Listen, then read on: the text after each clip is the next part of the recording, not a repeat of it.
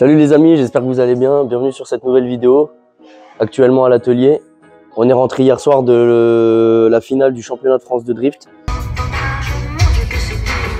Nous sommes en train de chercher l'entrée du circuit. Parce qu'il faut savoir que c'est complètement carrément la campagne. Comment c'est beau. Ah, j'avoue, l'entrée elle déchire. Ah, franchement c'est beau.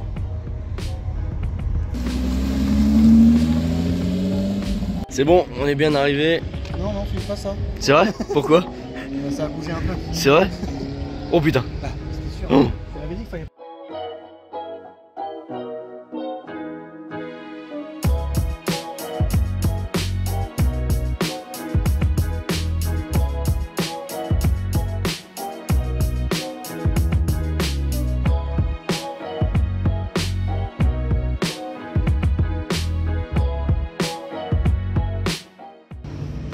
Regardez-moi ces bâches.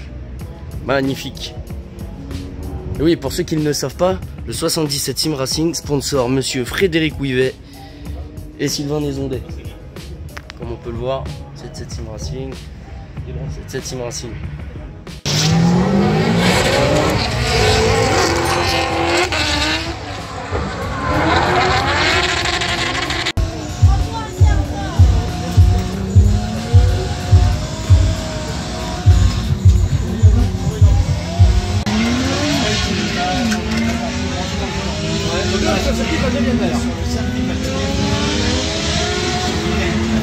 Donc pour ceux qui ne suivent pas, Antoine Amar, premier.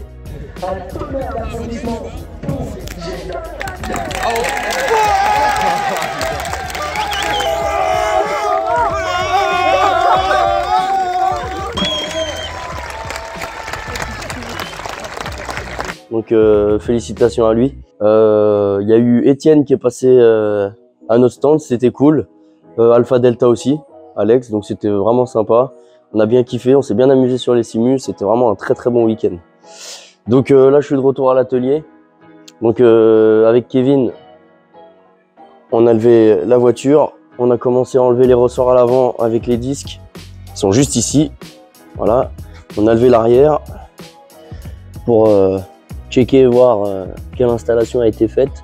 Ce qu'il faut savoir que sur cette voiture, mécaniquement parlant, je n'ai strictement rien fait. Mis à part remplacer les cylindres blocs des triangles qui étaient complètement morts. Donc j'ai fait ça à la presse. Donc, je les ai remplacés de chaque côté, ils sont neufs. Là sur la voiture concrètement, il faut remplacer les rotules de direction, biellette de barre stable.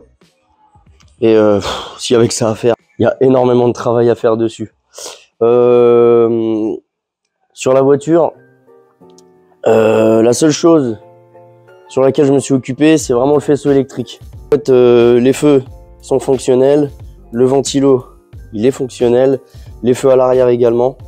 Je vais vous montrer un petit peu ce qui a été fait dedans. La voiture était vraiment un peu rouillée de partout. Donc il y a eu un traitement anti-rouille que j'ai laissé à l'arrière, d'ailleurs j'ai pas peint l'arrière. Puis ensuite j'ai peint en blanc.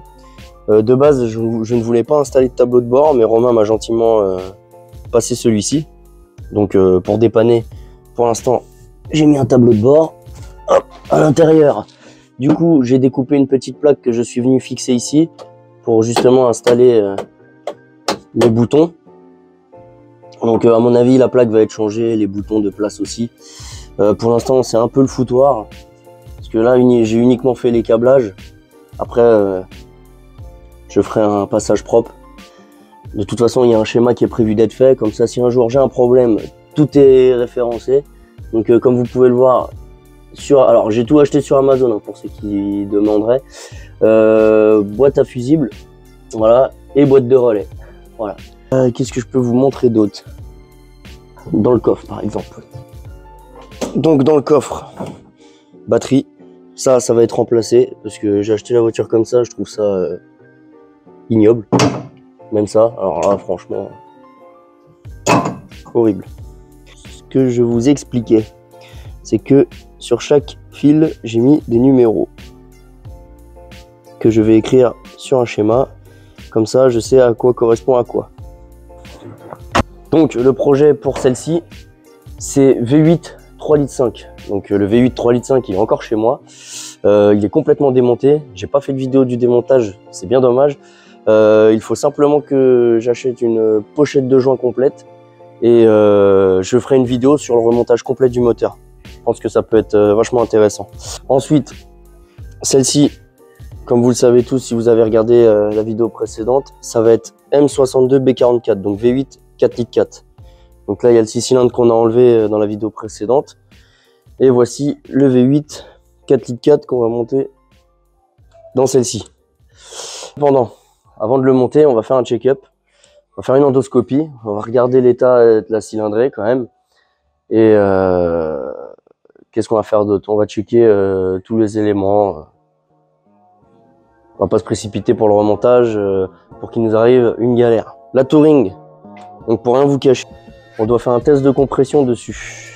Parce que j'ai des doutes. J'ai des doutes. Et il faut qu'on s'attaque aussi à l'embrayage. Parce que l'embrayage, il est dead. Il faut qu'on check le pont parce qu'il fait beaucoup de bruit.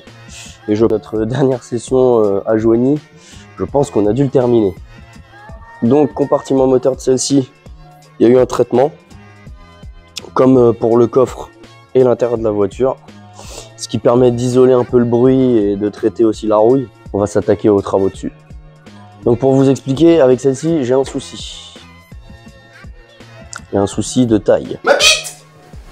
Pour vous expliquer brièvement. Là, j'ai mon triangle. Voilà. Donc fixé au berceau. Voilà. Et fixé sur le châssis. Cependant, j'ai un souci avec celui-là. Le filetage est complètement mort et il y a un bout de vis qui est resté dedans. Donc, la vis ne sort pas. Et le guide, parce qu'en fait, derrière ce triangle-là, le trou est plus élargi parce qu'il vient accueillir un guide qui permet de faire en sorte qu'il n'y ait pas de jeu. Et au serrage, c'est bien plaqué. Donc là, l'objectif, c'est d'enlever le triangle. Et malheureusement, il n'y a pas d'autre choix. C'est de venir ici, découper pour accéder à en dessous et ressouder après. Refabriquer un filetage et surtout d'extraire déjà en premier temps la vis qui vient nous faire chier. Regardez qui va là. Bonjour. Pas de ça ici. Bonjour, d'accord? Vous êtes Kevin du 77 Simras? Vous êtes Gianni? Vous êtes Gianni? Je crois, oui. Gianni, c'est ça? Gianni. Gianni, parcours... Parcours Freegun. C'est les caleçons Freegun. Autant pour moi. Pardon. Donc, comme je disais sur la vidéo, Kéké il m'a donné un conseil à lever la voiture et démonter... Coup de main, pour faire grand chose. Hein. Bah, quand même, hein. Ouais, c'est déjà pas mal. Là, déjà, ça va nous aider de ouf pour bosser dessus. C'est quoi la halte? Ah bah là, j'ai rien fait. D'accord, parce que j'ai quand même eu le temps d'aller manger, de me préparer. C'est ça, ouais. Et t'as rien fait? Ah non. Ah d'accord. Non, en fait, c'est quoi? J'ai fait une vidéo, j'ai fait le tour de la voiture, j'ai expliqué ce que j'avais fait dessus et ce qu'on allait faire dessus. Ah mais moi ça me va. J'ai fait le tour du garage pour expliquer les projets. D'habitude c'est moi qui filme. Alors. Oui, on filme tous, hein. Non, oui, y a pas, oui, mais tu y a pas de filmes différence. très bien. Comme moi, Et vous, Julie, vous avez quelque chose à dire? Donc voilà. Donc Kéké, il doit s'en aller, il doit aller travailler. je serais bien resté faire de la mécanique, mais... Le devoir appelle. Le devoir, je sais pas. Le travail, oui. Ouais, Le voilà, devoir, c'est je sais ça, pas. c'est surtout ça. Ouais. Allez, let's go. Bon, ça y est. Je suis en tenue de combat. C'est parti.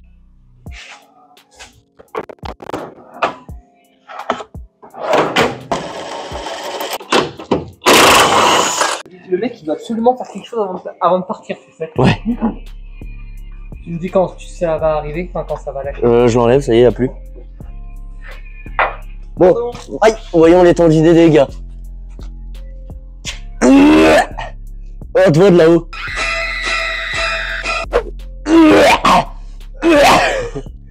Oh la vache. Putain, la vis elle est dans le fond, il n'y a plus de filetage, il n'y a plus de guide.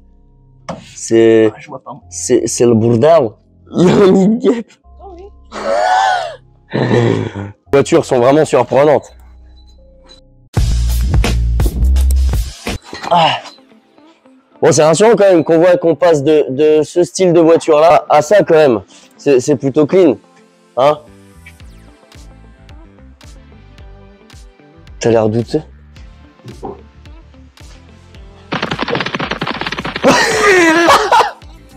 Bon, je vais commencer avec du 8. Déjà, il faut réussir à tout dégager.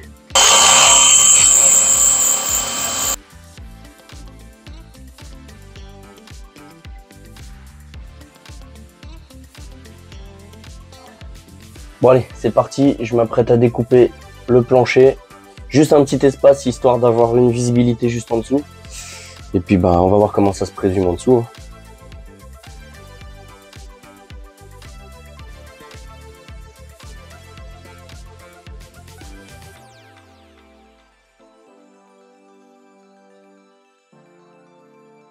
J'ai enfin découpé, j'ai juste fait un tout petit carré histoire de juste accéder là où j'ai besoin. Eh, on en trouve des choses à l'intérieur, dis donc. De la terre, des cailloux. Eh bah dis donc, des riselants, tiens, c'est marrant ça. Et on la voit, la coupable. On la voit, juste ici. Donc là, juste là, on a le filetage. Putain, il y a un fusible dedans. Incroyable. Donc ici on peut voir que il y a le filetage en bon état et là bah, on peut voir que la vis elle est remontée jusqu'en haut quoi. Même pas, c'est même pas une vis. On dirait un chasse-goupille. Non, c'est un chasse-goupille. Incroyable. Bon, objectif, l'extraire. Il faut absolument l'extraire avant de faire toute chose.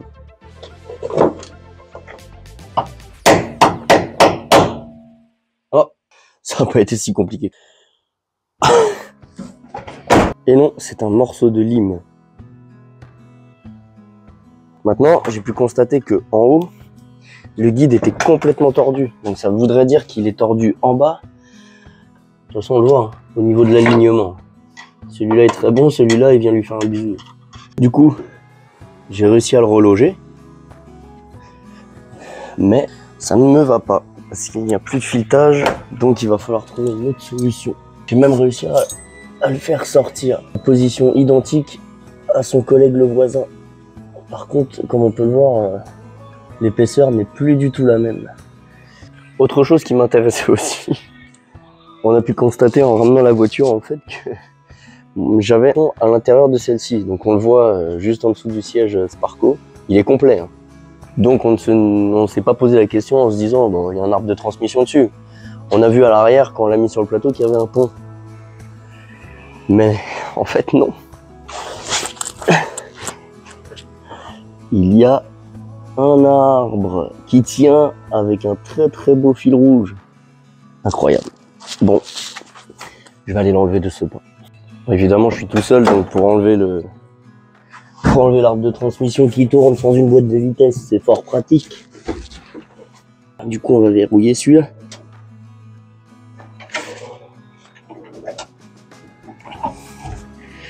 Voilà. Celui-là aussi, c'est pas de refus.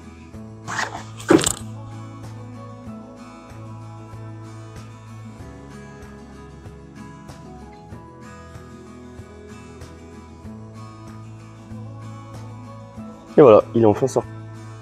Et comme on peut voir, quand ils l'ont attaché avec le fil de fer et qu'ils ont poussé la voiture, ça a marqué. Même nous, à mon avis, ça c'est nous. Bon allez, moi j'en ai fini pour aujourd'hui. On se retrouve le prochain jour pour continuer les travaux sur celle-ci. J'ai des choses à faire. Je peux pas rester pour finir la voiture.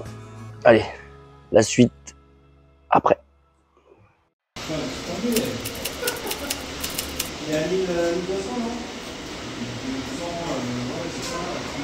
Du coup là faut pas faire trop de bruit, on accueille 6 pilotes pour une session de midi à 15h. Je vais laisser Rome s'occuper de ça, moi je vais retourner m'occuper des voitures. C'est parti.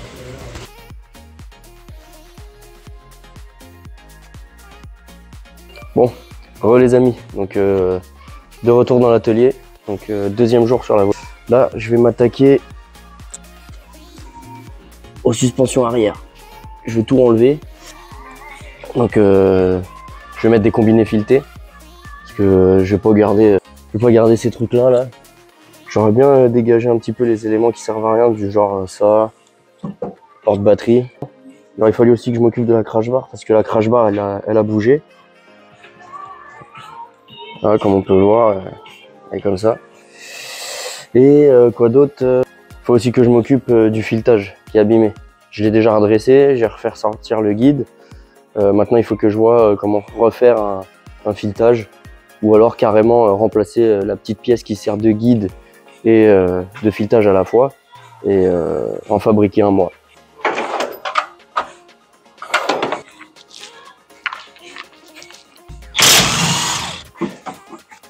C'était bien serré ça, dis donc.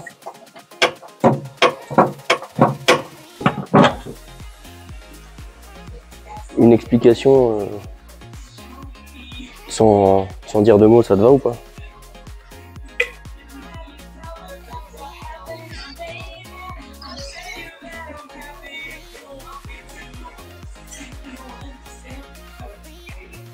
Je crois que c'est Shrek.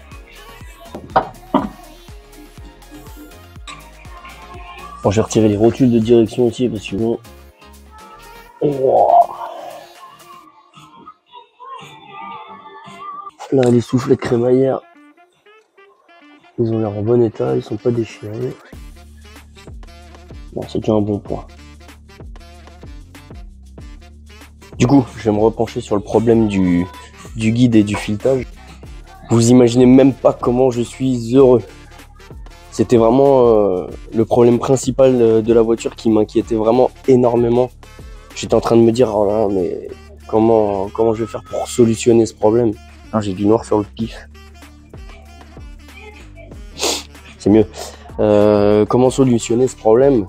Étant donné que c'était interne à la voiture et qu'il n'y avait aucun accès, je m'imaginais déjà faire des trucs de ouf, quoi. Et là, vraiment, le fait d'avoir découpé la plaque, d'avoir eu accès à cette petite pièce, je suis vraiment content parce que déjà, premièrement, j'ai réussi à la remettre dans son logement, donc à sa place. Et j'ai réussi à extraire la totalité de ce qui restait dedans. Donc il y avait, vous avez vu, hein, il y avait un morceau de lime, il y avait encore un petit morceau de l'ancienne vis sûrement.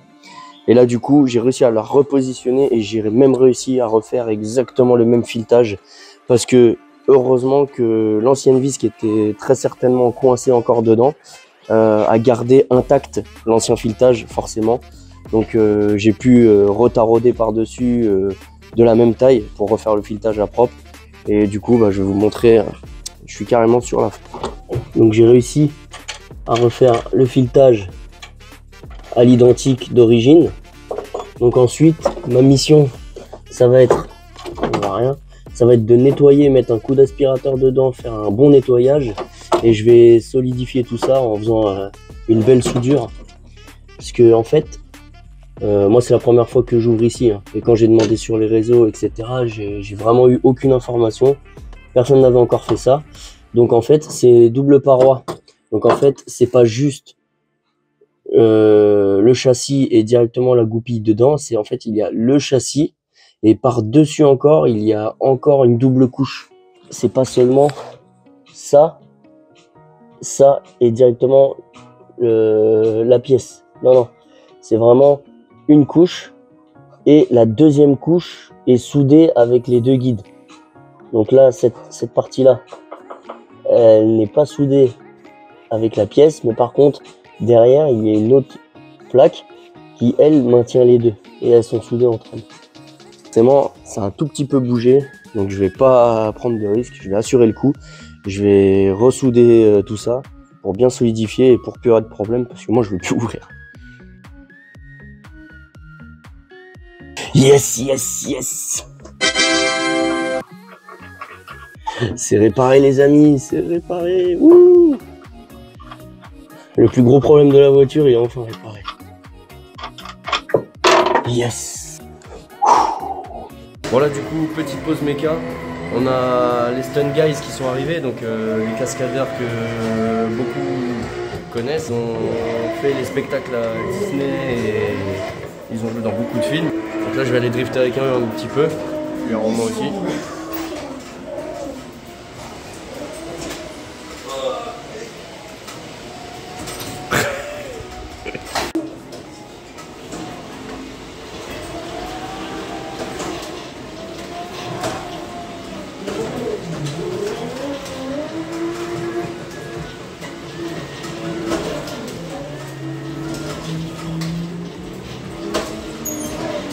Bon, fin de la petite pause.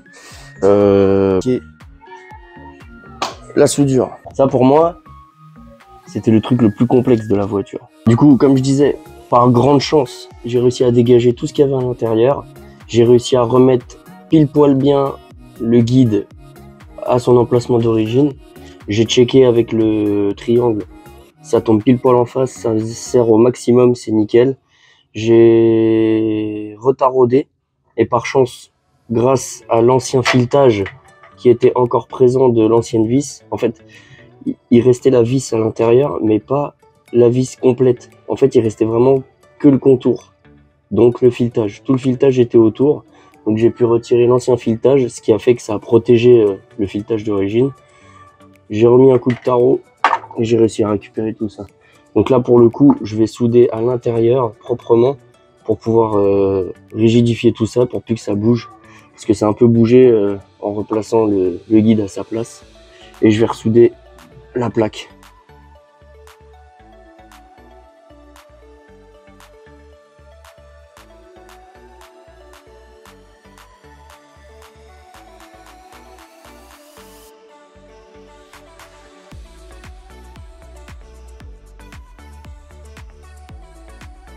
Je tiens à préciser que je ne suis pas soudeur. Mais ça va, c'est pas dégueulasse. C'est pas dégueulasse du tout. Il va falloir que je m'entraîne davantage. Allez, let's go, c'est parti, moment de vérité. Je vais m'apprêter à remonter le triangle gauche. Et on va voir si tout est ok. On croise les doigts. Normalement, il n'y a pas de raison.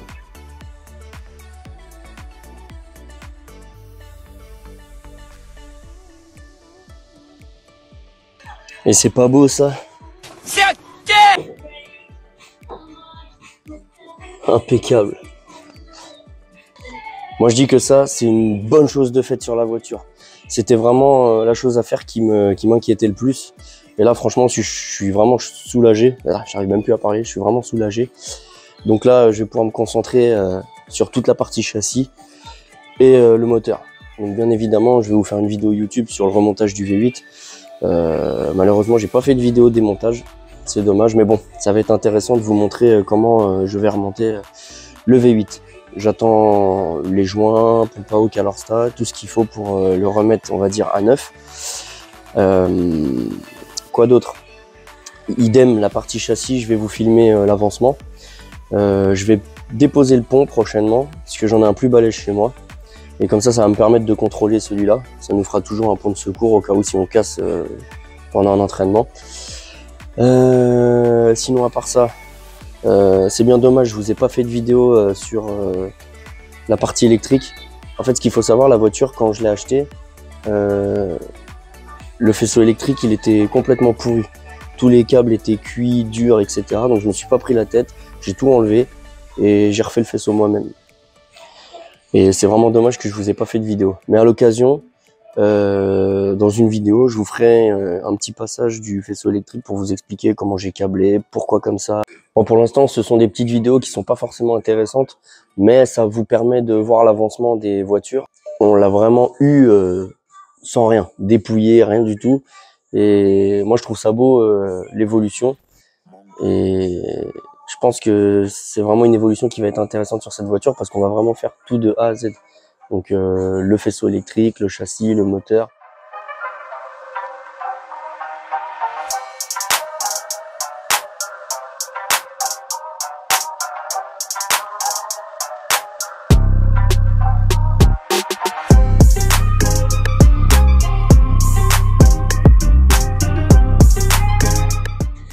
Et voilà les amis, c'est la fin de cette vidéo. Je vous remercie de l'avoir regardé, ça fait plaisir. N'hésitez pas à vous abonner et à laisser un commentaire. Nous, on va continuer de faire nos vidéos sur l'avancement de nos voitures. Donc restez connectés. D'ici pas très longtemps, je vais faire une vidéo, comme je vous ai dit, sur le remontage de mon V8. L'avancement du châssis.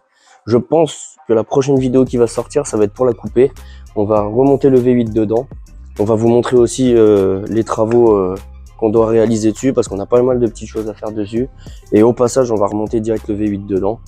Et je pense que c'est une vidéo comme celle-ci qui va vous intéresser, de voir un V8 dans une E30. C'est toujours un peu foufou. Donc voilà, merci à tous, à la prochaine.